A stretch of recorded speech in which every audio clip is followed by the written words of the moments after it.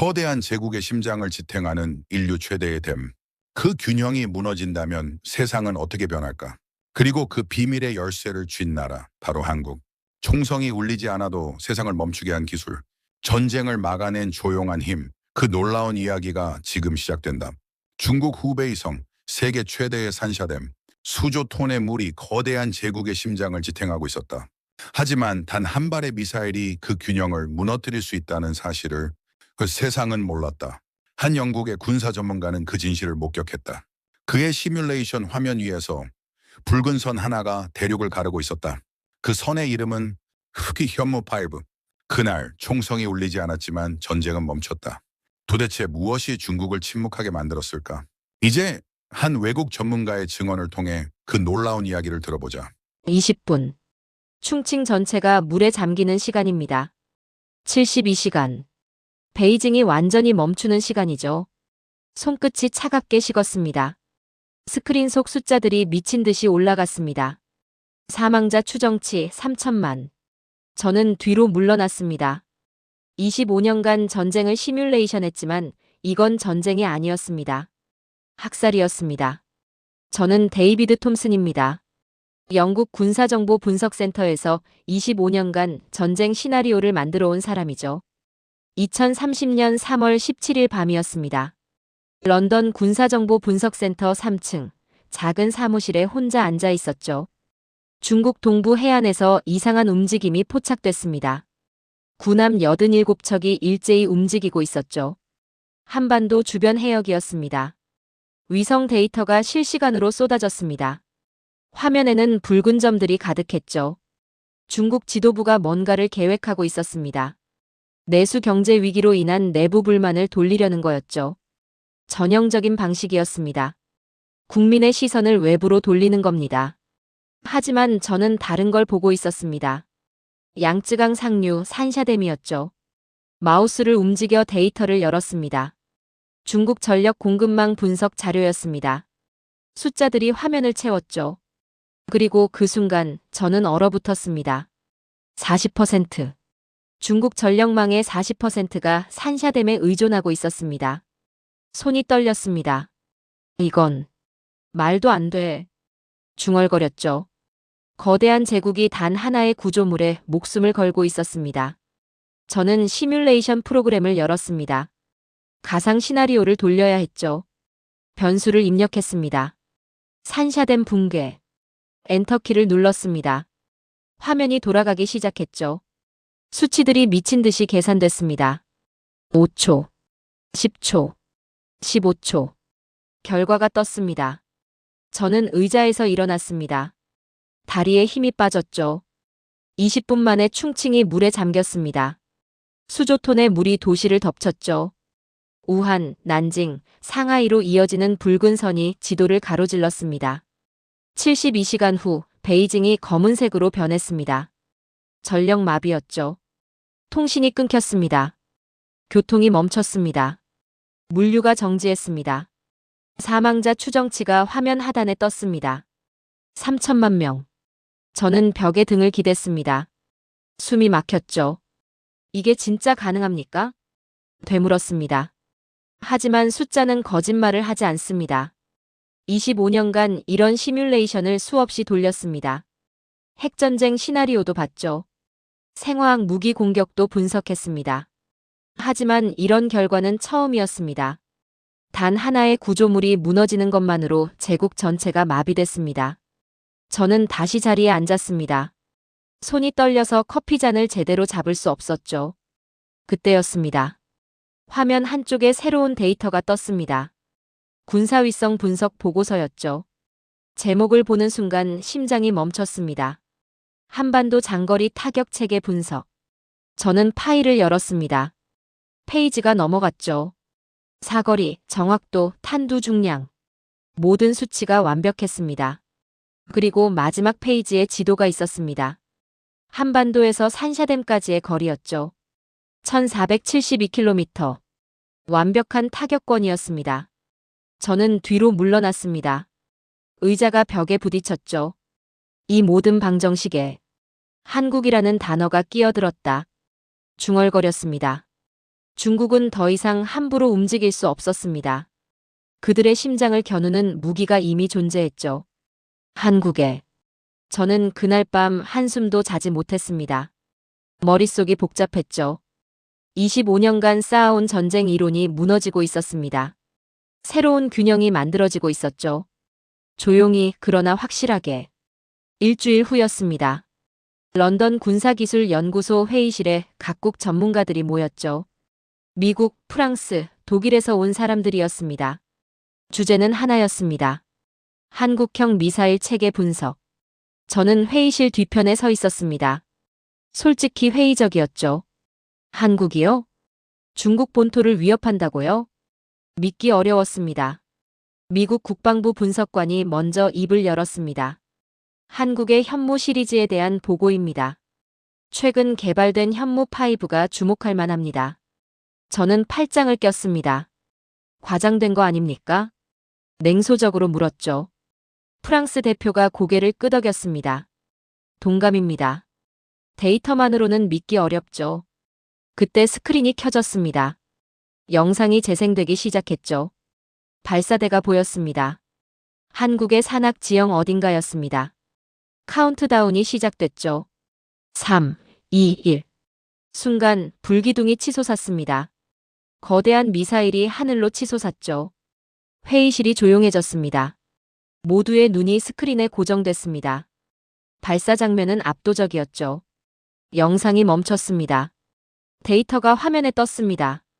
사거리 3,000km. 탄두 중량 8.5톤. 원형 공산 오차 3m 미만. 저는 앞으로 몸을 기울였습니다. 3m 미만이라고요? 그건 예술 수준이었습니다. 독일 전문가가 중얼거렸습니다.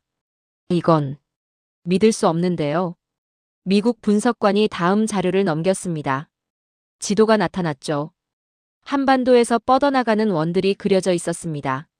3,000km 반경이었습니다.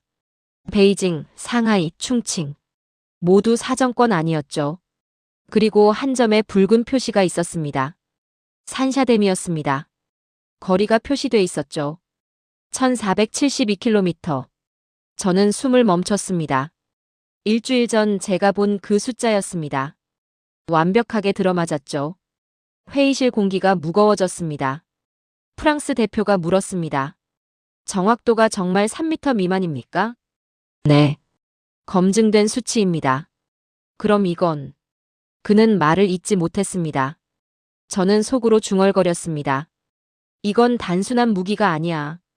중국이 두려워할 균형의 추다. 미국 분석관이 영상을 계속 재생했습니다. 미사일이 목표물에 명중하는 장면이었죠. 폭발이 아니었습니다. 정밀한 관통이었습니다. 표적의 정중앙을 뚫었죠. 독일 전문가가 자리에서 일어났습니다. 이 기술은 어디서 나온 겁니까? 자체 개발입니다. 자체요? 한국이? 네. 30년 넘게 독자 개발해온 결과입니다. 회의실이 술렁거렸습니다. 누구도 예상하지 못한 답이었죠. 저는 자료를 다시 살폈습니다. 개발 연역이 나와 있었습니다. 현무1, 현무2, 현무3. 끊임없이 진화해왔더군요. 그리고 마침내 현무5에 도달했습니다. 프랑스 대표가 말했습니다. 하지만 실전은 다릅니다. 데이터와 현실은 달라요. 저도 고개를 끄덕였습니다. 맞는 말이었죠. 그런데 미국 분석관이 웃었습니다. 실전 데이터도 있습니다. 다음 화면이 떴습니다. 실제 시험 발사 기록이었죠. 목표 명중률 99.7%. 회의실이 다시 조용해졌습니다. 저는 뒤로 기댔습니다. 이건 장난이 아니었습니다. 한국은 진짜였죠. 회의가 끝난 후 저는 혼자 남았습니다. 창밖을 바라봤죠. 런던의 하늘은 흐렸습니다. 하지만 제 머릿속은 맑았습니다. 동북아의 방정식이 완전히 뒤집혔습니다. 한국이라는 변수가 모든 걸 바꿔놓았죠. 저는 노트에 한 줄을 적었습니다. 그들은 조용히 그러나 완벽하게 균형을 맞추고 있었다. 그날 밤 저는 처음으로 깨달았습니다. 진짜 억제력이 뭔지. 그건 크기가 아니었습니다. 정확성이었죠. 위협이 아니라 확신이었습니다. 한국은 이미 그걸 증명했습니다. 말이 아니라 기술로, 과시가 아니라 결과로. 저는 가방을 챙기며 생각했습니다. 내일 상부에 보고해야겠어. 한국을 다시 평가해야 한다고. 복도를 걸어 나오는데 휴대전화가 울렸습니다. 상사였죠. 톰슨, 보고서 올라왔나? 네, 내일 아침 제출하겠습니다. 한국 거는 어떻게 봤나? 저는 잠시 망설였습니다. 그리고 천천히 대답했습니다. 게임의 규칙이 바뀌었습니다. 한국이 바꿨습니다. 한 달 후, 저는 인천공항에 내렸습니다. 국방과학연구소에서 초청장을 보내왔죠. 직접 보시겠습니까? 그 한 줄이 전부였습니다. 저는 가방을 챙기며 생각했습니다. 뭘 보여주려는 거지? 공항을 빠져나왔습니다. 서울의 공기는 차가웠죠. 3월 초였습니다. 검은색 승합차가 기다리고 있었습니다. 안내원이 문을 열어줬죠. 톰슨 박사님 환영합니다. 감사합니다. 차는 도심을 벗어났습니다. 산으로 향했죠. 1시간쯤 달렸을까요? 외진 곳이었습니다. 높은 철조망이 보였습니다. 검문소가 나타났죠. 경비가 차를 멈춰 세웠습니다. 신분증을 확인했습니다. 2번이나. 차가 안으로 들어갔습니다. 지하 주차장이었죠. 엘리베이터를 탔습니다. 지하 5층 버튼을 눌렀습니다. 깊이 내려갔죠. 문이 열렸습니다. 하얀 복도가 펼쳐졌습니다. 형광등 불빛이 차갑게 빛났죠. 연구원 한 명이 다가왔습니다. 박사님, 이쪽입니다. 말수가 적었습니다. 하지만 눈빛이 달랐죠. 조용했지만 강렬했습니다. 첫 번째 문을 열었습니다. 미사일 개발실이었죠. 거대한 추진체가 누워 있었습니다. 은빛으로 빛났습니다. 이게 현무 5입니까? 네. 실물입니다. 저는 천천히 다가갔습니다. 표면이 매끈했죠. 손으로 만져봤습니다. 차갑고 단단했습니다. 아름답군요. 중얼거렸죠. 연구원이 말했습니다. 무기는 아름다워선 안 됩니다. 하지만 완벽해야 합니다. 저는 고개를 끄덕였습니다. 그의 말이 옳았죠. 다음 방으로 이동했습니다. 통제센터였습니다. 수십 개의 모니터가 벽을 채우고 있었죠. 실시간 데이터가 흐르고 있었습니다. 여기서 모든 걸 통제합니까? 네. 발사부터 명중까지 전 과정입니다. 오차는요?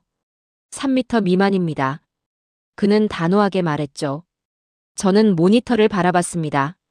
숫자들이 끊임없이 변했습니다. 정밀했습니다. 흔들림이 없었죠. 이 나라는. 저는 속으로 중얼거렸습니다. 보여주기보다 만들어내는 나라다. 연구원이 다른 방으로 안내했습니다. 작은 실험실이었죠. 벽에 액자가 걸려 있었습니다. 문구가 적혀 있었습니다. 우린 반드시 살아남는다.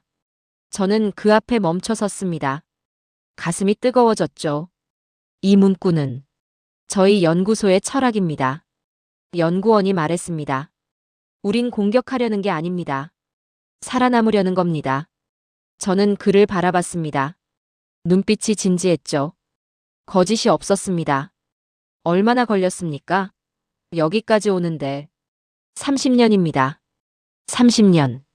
저는 되풀이했습니다. 한 세대가 걸렸다는 얘기였죠. 처음엔 아무것도 없었습니다. 연구원이 말을 이었습니다. 기술도 자금도 경험도. 하지만 포기할 순 없었습니다. 왜입니까? 우리 아이들 때문입니다. 그의 목소리가 떨렸습니다. 이 아이들이 평화롭게 살기를 바랐습니다. 저는 아무 말도 할 수 없었습니다. 목이 메었죠. 25년간 전쟁을 연구했습니다. 하지만 이런 감정은 처음이었습니다. 그날 오후 저는 회의실에 앉아 있었습니다. 연구소장이 들어왔죠. 어떻습니까, 박사님? 놀랍습니다. 저는 솔직하게 말했습니다. 기술이 아니라 철학을 봤습니다. 소장이 미소 지었습니다. 우리의 미사일은 전쟁을 막기 위한 무기입니다. 쏘기 위해서가 아니라 쏘지 않기 위해서죠. 저는 그의 말을 이어받았습니다. 맞습니다. 소장이 고개를 끄덕였죠.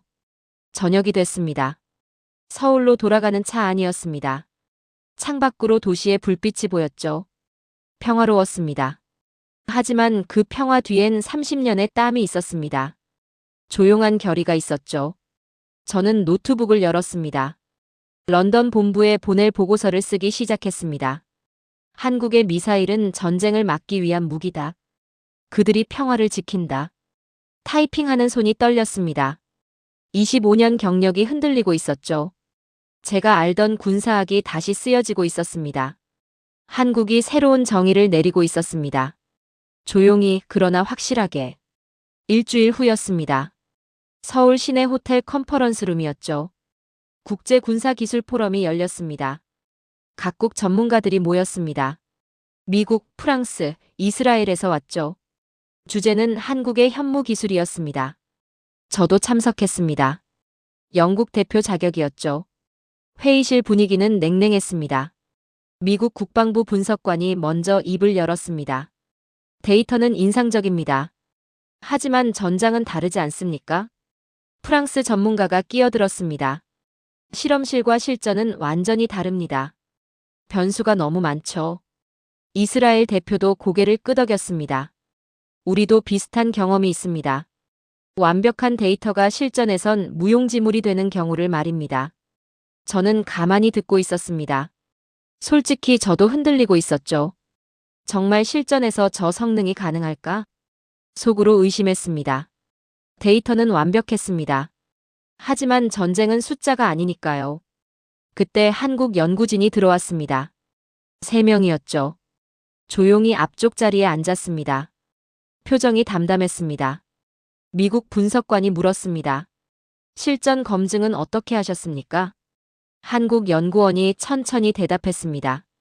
우린 실전에서 검증받았습니다. 70년 동안. 회의실이 조용해졌습니다. 그 말 한마디에 모두의 입이 닫혔죠. 70년. 한국 전쟁부터 지금까지였습니다. 단 한 번도 평화로운 적이 없었던 시간이었죠. 프랑스 전문가가 다시 물었습니다. 하지만 현무5는 아직 실전 투입이 필요 없습니다. 연구원이 잘랐습니다. 우리의 목표는 쓰는 게 아니니까요. 그럼 뭡니까? 쓰지 않는 겁니다. 저는 앞으로 몸을 기울였습니다. 그의 눈빛이 달랐죠. 확신에 차 있었습니다. 내일 시험장으로 모시겠습니다. 연구원이 말했습니다. 직접 보시죠. 다음 날 새벽이었습니다.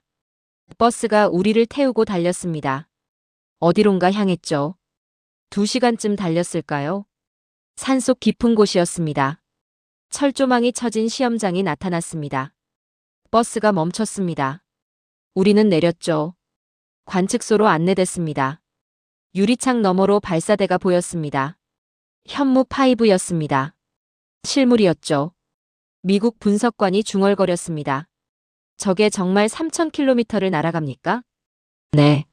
한국 연구원이 간단히 대답했습니다. 목표물이 3km 떨어진 곳에 설치돼 있었습니다. 콘크리트 구조물이었죠. 두께가 2m는 됐습니다. 준비 완료. 스피커에서 목소리가 들렸습니다. 모두가 숨을 죽였죠. 카운트다운이 시작됐습니다. 10, 9, 8. 제 심장이 빨리 뛰었습니다. 손바닥에 땀이 났죠. 3, 2, 1 발사. 순간 불기둥이 치솟았습니다. 미사일이 하늘로 날아올랐죠. 굉음이 관측소를 흔들었습니다. 유리창이 떨렸습니다. 미사일이 포물선을 그렸습니다. 순식간에 고도를 올렸죠. 그리고 하강하기 시작했습니다. 목표물을 향해. 모두의 눈이 모니터에 고정됐습니다. 3km, 2km, 1km, 500m. 충격이 있을 거라 생각했습니다. 거대한 폭발을 예상했죠. 하지만 소리가 없었습니다. 폭발이 없었습니다. 단지 구조물에 구멍이 뚫렸을 뿐이었죠. 정확히 중앙이었습니다. 깨끗한 관통이었습니다. 프랑스 전문가가 자리에서 일어났습니다. 이게 대체 어떻게 된 겁니까? 한국 연구원이 설명했습니다. 폭발이 아닙니다. 운동에너지 관통입니다. 마하 10의 속도로 목표물을 뚫습니다. 폭발보다 정확합니다. 이스라엘 대표가 물었습니다. 오차는요? 2.7m.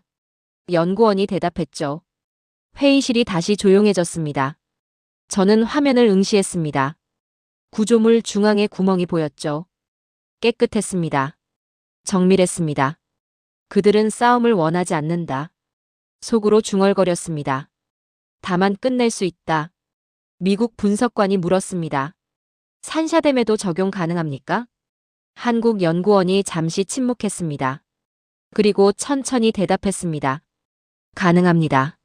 하지만 그럴 일은 없을 겁니다. 왜입니까? 우리의 목표는 파괴가 아니니까요. 억제입니다. 그 말이 제 가슴을 쳤습니다. 억제. 전쟁을 막는 힘이었죠. 시험이 끝난 후 우리는 버스에 올랐습니다. 돌아가는 길이었죠. 모두가 말이 없었습니다. 충격에 빠진 표정들이었습니다. 저는 창밖을 바라봤습니다. 산이 보였죠. 평화로운 풍경이었습니다. 하지만 그 평화 뒤엔 이런 기술이 숨어 있었습니다. 조용한 힘이 있었죠. 그날 밤 호텔방에서 보고서를 썼습니다. 한국의 미사일은 전쟁의 무기가 아니다. 평화의 무기다. 그들은 싸우지 않고도 이길 준비가 되어 있다. 타이핑을 멈췄습니다. 창밖 서울의 야경을 바라봤죠. 불빛들이 반짝였습니다. 저는 처음으로 깨달았습니다. 진짜 힘이 뭔지. 그건 파괴가 아니었습니다. 절제였죠. 발사가 아니라 민족의 미래에 대한 깊은 신념을 상징했다. 5장. 시험 다음 날이었습니다. 저는 다시 국방과학연구소를 찾았습니다. 더 깊이 알고 싶었죠. 연구원이 저를 새로운 동으로 안내했습니다. 이쪽입니다. 복도가 이어졌습니다. 깊숙한 곳이었죠. 문이 열렸습니다. 추진체 연구실이었습니다. 거대한 엔진이 놓여 있었죠. 은빛으로 빛났습니다. 형태가 독특했습니다. 이건 뭡니까? 제가 물었습니다. 신형 추진체입니다. 연구원이 대답했죠. 플라즈마 분사형 냉각 엔진입니다. 플라즈마요? 저는 놀라서 되물었습니다. 네. 마하 20에서도 표면 온도를 제어할 수 있습니다. 저는 엔진 앞에 멈춰 섰습니다.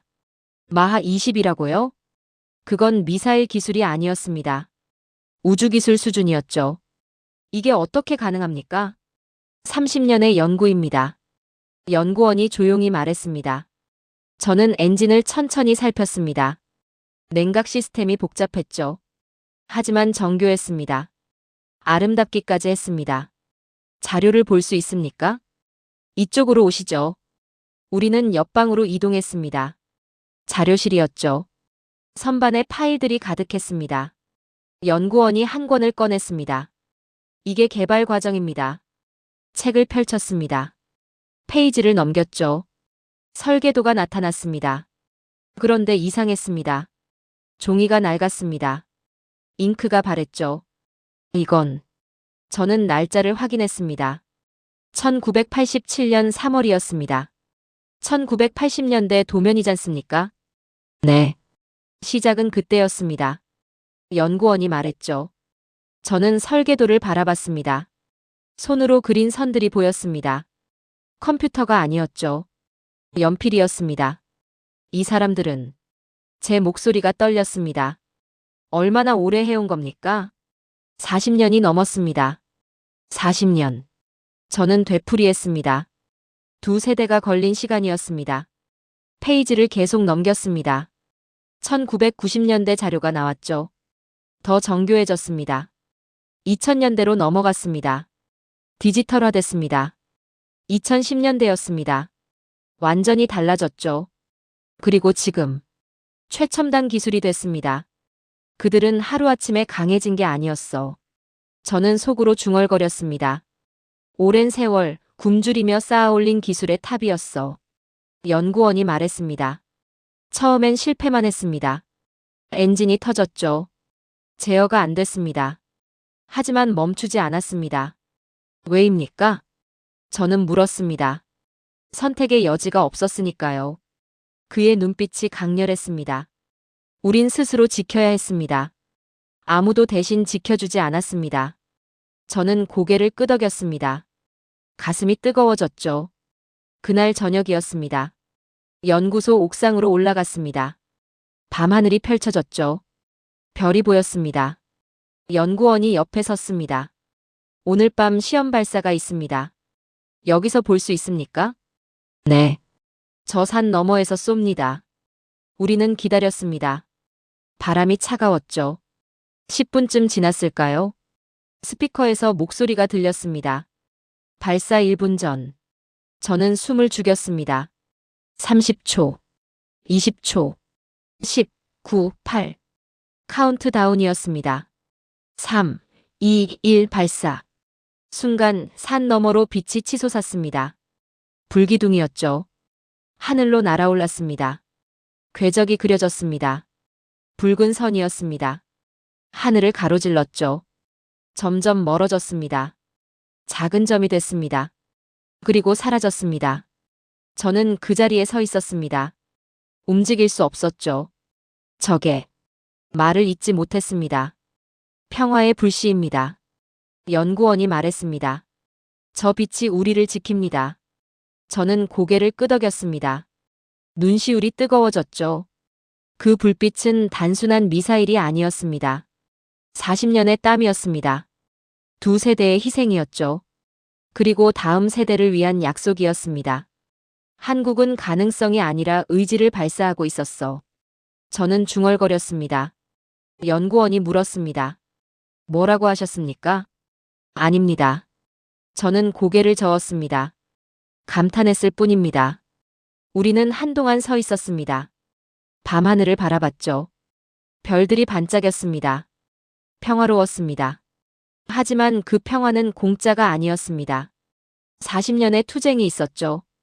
끊임없는 실패와 재도전이 있었습니다. 그리고 절대 포기하지 않는 의지가 있었습니다. 저는 그날 밤 깨달았습니다. 진짜 기적은 기술이 아니라는 걸. 포기하지 않는 마음이라는 걸. 그게 바로 한국의 힘이었습니다. 한국을 떠난 지 일주일 후였습니다. 저는 런던 사무실로 돌아와 있었죠. 평범한 아침이었습니다. 커피를 마시고 있었습니다. 그때 비상벨이 울렸습니다. 사무실 전체가 긴장했죠. 무슨 일입니까? 동료에게 물었습니다. 중국입니다. 동부 해안에서 대규모 훈련을 시작했습니다. 저는 자리에서 벌떡 일어났습니다. 모니터실로 뛰어갔죠. 화면이 가득 켜져 있었습니다. 위성 영상이었습니다. 중국 해군 함정들이 보였죠. 100척이 넘었습니다. 전투기들이 이륙하고 있었습니다. 목표 지역이 어딥니까? 한반도 인근 해역입니다. 제 심장이 빨리 뛰었습니다. 손이 떨렸죠. 서울과 연결하십시오. 지금 당장요. 통신이 연결됐습니다. 한국 국방부였죠. 상황을 파악하고 계십니까? 제가 물었습니다. 네, 박사님. 실시간 모니터링 중입니다. 목소리가 차분했습니다. 너무 차분했죠. 대응 계획은요? 준비되어 있습니다. 준비라니요? 구체적으로 말씀해 주십시오. 발사 준비 완료 상태입니다. 제 숨이 멎었습니다. 발사 준비라고요? 현무 5입니까? 네. 단 한 글자였습니다. 하지만 그 무게가 엄청났죠. CNN이 속보를 띄웠습니다. 한반도 위기 고조. 충돌 임박. BBC도 긴급 뉴스를 내보냈습니다. 제3차 세계대전 우려. 전 세계가 숨을 죽였습니다. 저는 모니터 앞에 못 박힌 듯 서 있었습니다. 중국 함정들이 움직였습니다. 한국 쪽으로 다가오고 있었죠. 거리가 좁혀졌습니다. 200km, 150km, 100km. 제 손바닥에 땀이 흥건했습니다. 서울, 응답하십시오. 제가 다시 불렀습니다. 여기 서울입니다. 지금 뭐 하고 계십니까? 기다리고 있습니다. 기다린다고요? 지금이 어떤 상황인지 아십니까? 압니다. 목소리는 여전히 차분했습니다. 저는 이해할 수 없었죠. 어떻게 저렇게 침착할 수 있습니까? 중국 함정들이 더 가까워졌습니다. 80km, 60km. 위성 데이터가 갱신됐습니다. 한국의 발사대가 포착됐죠. 직립 상태였습니다. 언제든 쏠 수 있었습니다. 발사하시겠습니까? 제가 물었습니다. 아직입니다. 아직이요? 언제까지 기다리시겠습니까? 적절한 때까지입니다. 저는 의자에 주저앉았습니다. 미칠 것 같았죠. 그때였습니다. 중국 레이더망에 신호가 잡혔습니다. 미사일 궤적이었죠. 붉은 선이 그려졌습니다. 한반도에서 출발했습니다. 중국 본토로 향했습니다. 목표는 산샤댐이었습니다. 발사했습니까? 제가 소리쳤습니다. 아닙니다. 그럼 저건 뭡니까? 시뮬레이션입니다. 시뮬레이션이요? 네. 중국 레이더에만 보이는 가상 궤적입니다. 저는 화면을 응시했습니다. 믿을 수 없었죠. 실제 발사 없이 궤적만 보낸 겁니까? 중국 함정들의 움직임이 멈췄습니다. 갑자기였습니다. 통신이 폭주하는 게 보였죠. 긴급회의가 소집됐습니다. 중국 지휘부였습니다. 1분이 지났습니다. 2분, 3분. 중국 국방부가 발표했습니다. 훈련 조기 종료. 저는 스크린을 바라봤습니다. 손이 떨렸죠. 그들은 말을 잇지 못했습니다. 그들은 싸우지 않고 이겼습니다. 동료가 중얼거렸습니다. 맞았습니다. 한 발도 쏘지 않았습니다. 단지 가능성만 보여줬죠. 그것만으로 충분했습니다. 중국 함정들이 돌아서기 시작했습니다. 후퇴였습니다. CNN이 속보를 갱신했습니다. 중국 훈련 중단. 한반도 긴장 완화. BBC도 따라왔습니다. 위기 해소. 전쟁 회피. 저는 서울에 전화를 걸었습니다. 어떻게 하신 겁니까? 물었죠. 보여줬을 뿐입니다. 뭘 보여주셨습니까? 우리의 결심을. 전화가 끊겼습니다. 저는 의자에 기댔습니다. 온몸에 힘이 빠졌죠. 25년간 전쟁을 연구했습니다. 하지만 이런 승리는 처음이었습니다. 싸우지 않고 이긴 승리였죠. 그날 밤 전 세계 군사 전문가들이 모였습니다. 화상회의였습니다. 미국, 프랑스, 독일, 이스라엘. 모두가 같은 결론을 내렸습니다. 한국은 핵없는 억제력을 완성했다. 저도 보고서를 썼습니다. 한국의 승리는 기술이 아니라 지혜였다. 그들은 전쟁을 하지 않고도 평화를 지켰다. 이것이 진정한 억제력이다. 타이핑을 멈췄습니다. 창밖을 바라봤죠. 런던의 밤이 고요했습니다. 하지만 동북아는 요동쳤을 겁니다. 조용한 혁명이 일어났죠. 한국이 세계에 증명했습니다. 힘은 파괴가 아니라 절제에서 나온다고. 사건 3일 후였습니다. 런던 국방성 긴급 브리핑이 소집됐죠. 각국 정보기관 책임자들이 모였습니다. 미국 중앙정보국입니다. 프랑스 대외안보총국이었습니다. 독일 연방정보국도 왔죠. 저도 참석했습니다. 영국 군사정보분석센터 대표 자격이었습니다. 회의실 분위기가 무거웠습니다. 미국 중앙정보국 국장이 먼저 입을 열었습니다. 왜 발사하지 않았습니까? 그가 물었죠. 한국이 쏘았다면 중국은 이미 마비됐을 겁니다. 프랑스 대표가 끼어들었습니다. 그게 바로 문제입니다. 왜 쏘지 않았느냐는 거죠. 독일 국장이 자료를 펼쳤습니다. 분석 결과입니다. 발사 준비는 완벽했습니다. 모든 시스템이 가동 중이었죠. 단지 버튼만 누르면 됐습니다. 저는 자리에서 일어났습니다. 모두의 시선이 저에게 쏠렸죠. 그들은 미사일이 아니라 결단을 발사했습니다. 제가 말했습니다. 무슨 뜻입니까? 미국 국장이 물었죠. 저는 스크린을 켰습니다. 위성 데이터가 떴습니다. 중국 레이더망 기록이었죠. 붉은 선이 지도를 가로질렀습니다.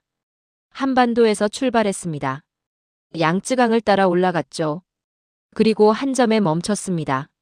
산샤댐이었습니다. 이건 실제 발사가 아닙니다.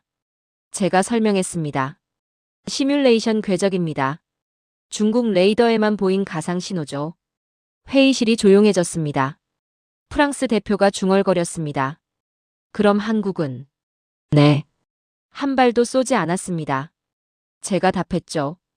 단지 가능성만 보여준 겁니다. 독일 국장이 물었습니다. 그것만으로 중국이 물러났단 말입니까? 네. 저는 고개를 끄덕였습니다. 중국 지도부는 3분 만에 결정했습니다. 훈련 중단을요. 다음 자료가 떴습니다. 중국 국방부 공식 발표문이었죠. 훈련은 기술적 점검을 위해 조기 종료되었습니다. 미국 국장이 웃었습니다. 냉소 섞인 웃음이었죠. 기술적 점검이라니. 누가 봐도 변명입니다. 맞습니다. 제가 말했습니다. 하지만 그게 중요한 게 아닙니다. 그럼 뭐가 중요합니까? 그들이 물러섰다는 사실입니다. 한국 앞에서 말입니다.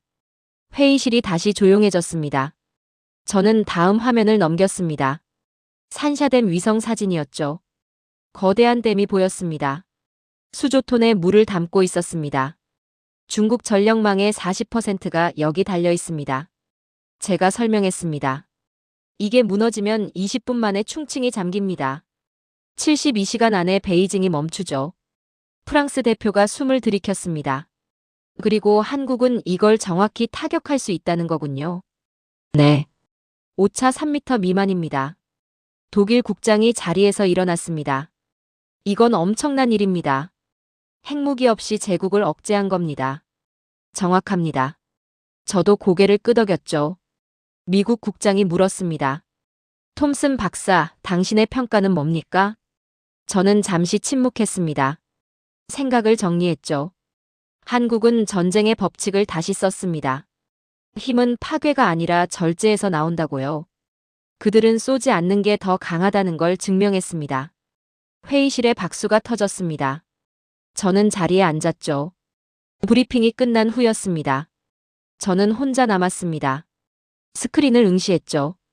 산샤댐을 가르는 붉은 선이 아직도 떠 있었습니다. 하지만 그 선은 넘지 않았습니다.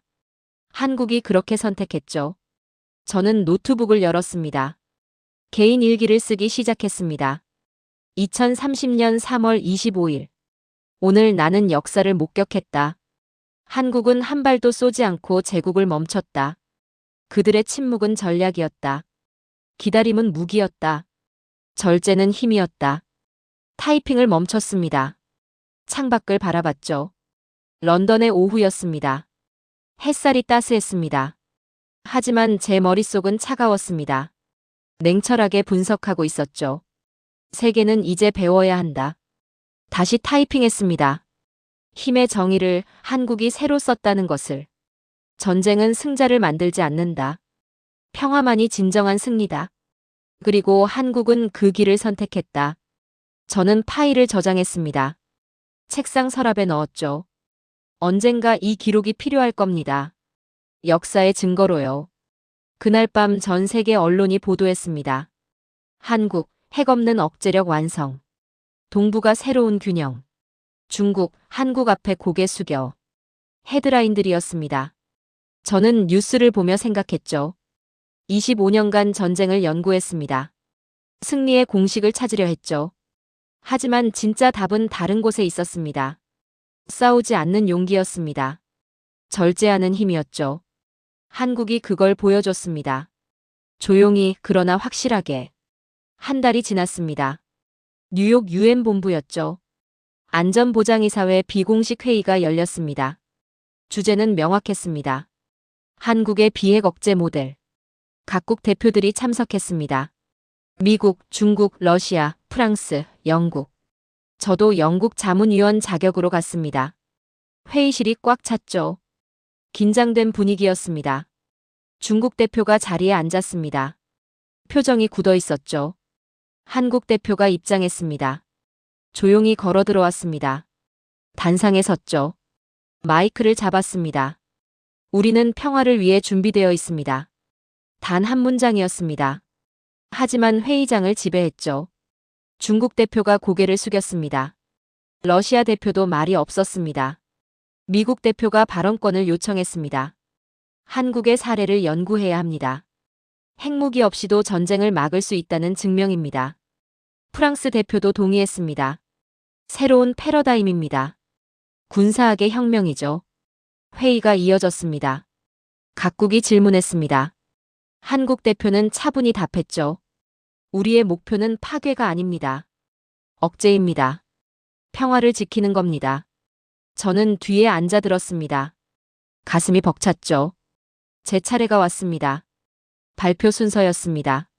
저는 단상에 올랐습니다. 자료를 펼쳤죠. 저는 데이비드 톰슨입니다. 25년간 전쟁을 연구해 왔습니다. 하지만 한국에서 배웠습니다. 진짜 힘이 뭔지를요. 스크린에 자료가 떴습니다. 산샤댐 사진이었죠. 중국의 심장입니다. 하지만 한국은 쏘지 않았습니다. 다음 화면이 나타났습니다. 현무5 발사 장면이었습니다. 이건 파괴의 무기가 아닙니다. 평화의 무기입니다. 회의장이 조용했습니다. 모두가 집중했죠. 한국은 기술이 아니라 철학으로 안전을 설계했습니다. 제가 말했습니다. 그들은 전쟁을 원하지 않습니다. 하지만 누구보다 준비되어 있죠. 발표가 끝났습니다. 박수가 터졌습니다. 저는 자리로 돌아왔습니다. 손이 떨렸죠. 회의가 끝난 후였습니다. 한국 대표가 다가왔습니다. 감사합니다, 박사님. 아닙니다. 제가 배웠습니다. 악수를 나눴죠. 그의 손이 따뜻했습니다. 저는 호텔로 돌아왔습니다. 창밖을 바라봤습니다. 뉴욕의 밤이었죠. 불빛들이 반짝였습니다. 문득 서울이 떠올랐습니다. 국방과학연구소의 조용한 복도가 생각났죠. 벽에 걸린 문구였습니다. 우린 반드시 살아남는다. 그 문장이 제 가슴에 새겨져 있었습니다. 다음 날 아침이었습니다. 각국 언론이 보도했습니다. 한국 모델 세계 표준되나. 비핵 억제력 시대 개막. 평화의 새로운 정의. 헤드라인들이었죠. 저는 기사를 읽었습니다. 미소가 지어졌습니다. 세상이 변하고 있었습니다. 한국이 그 변화를 이끌고 있었죠. 일주일 후 런던으로 돌아왔습니다. 사무실에 앉았습니다. 최종 보고서를 써야 했죠. 키보드에 손을 올렸습니다. 한국은 전쟁을 준비하는 나라가 아니다. 타이핑했습니다. 전쟁을 멈추게 하는 나라다. 문장이 이어졌습니다. 25년간 군사학자로 살았다. 수많은 무기를 분석했다. 하지만 현무5만큼 인간의 철학을 담은 무기는 없었다. 손을 멈췄습니다. 창밖을 바라봤죠. 런던의 하늘이 맑았습니다. 그들의 침묵은 전략이었다. 다시 썼습니다. 절제는 힘이었다. 이제 세계는 배운다. 진짜 강함은 쏘는 용기가 아니라 쏘지 않을 수 있는 힘이라는 것을. 마지막 문장을 썼습니다. 이 시대의 평화를 지탱하는 균형추는 분명 한국의 손에 쥐어져 있다. 타이핑을 끝냈습니다. 저장 버튼을 눌렀죠. 파일 이름은 이렇게 지었습니다. 한국이 쓴 평화의 법칙. 저는 의자에 기댔습니다. 깊은 한숨을 쉬었죠. 25년의 여정이 끝났습니다. 하지만 새로운 시작이기도 했습니다. 세상은 변했습니다.